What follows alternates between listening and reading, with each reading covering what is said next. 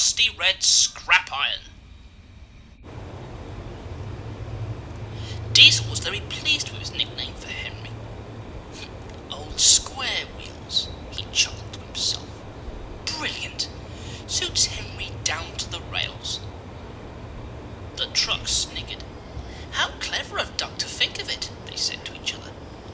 We know, don't we, that it was really Diesel who had made the name up. But the trucks didn't. Diesel had told them that it was Duck, and the trucks believed what they were told. Look, they whispered every time Henry went past. There's old square wheels. Henry was furious. Everyone knew that James disliked Diesels, so it was a surprise when Diesel and James got on well together. James showed Diesel where things were in the yard, and Diesel worked hard once he had settled down. But he was very full of self-importance. I'm up to date and revolutionary, he boasted. I'll soon get this yard working smoothly. The trucks hadn't really liked Diesel to start with, and when he began to order them about, they liked him even less. But, being trucks, they were sly and didn't show it. Keep on the right side of him, they whispered to each other. We'll get our own back one day. One morning, James asked Diesel to get some trucks ready for him. I need the vans on the far side of the yard, he told Diesel. But Diesel, full of himself, and not listening properly, for James had said, leave the vans on the far side of the yard. So Diesel took no notice of those vans. He collected all the rest and put them ready for James to take away. When James arrived, he found, of course, that he had had the wrong train. By this time, Diesel was nowhere to be seen. James hated shunting. Where's that Diesel? He grumbled as he arranged his own train. Off somewhere being revolutionary, I suppose. Wait till I see him. I'll give him revolution. But the delay with the vans made James so late that he could not get back to the shed that night. This made him even crosser. When he finally met Diesel again, Diesel was left in no doubt of what James had thought about him.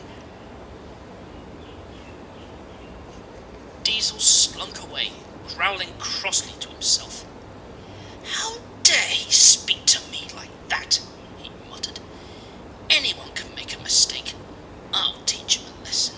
You see if I don't. Next day, Diesel was talking to some trucks in the yard. James has been here a long time, he remarked. He must be very old.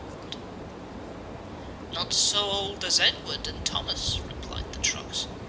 Thomas was here first to help build the railway, but Edward is older. The other engineers used to tease him about that, but he proved them wrong. How? Asked Diesel. It was before I came even, said one old truck slowly. But the way I heard it, that it was that one day James ran away, just trundled off down the line without his driver and fireman. Good gracious, exclaimed Diesel. What happened? The truck paused. Well, he went on, Edwards was nearby. An inspector got a cable and rode on Edward's buffer beam until Edward caught James up, running on the other line, you see. Then he dropped a loop of cable over James's buffer. They slowed James down with Edward's brakes so that the inspector could get into James's cab and stop him. They didn't tease Edward after that.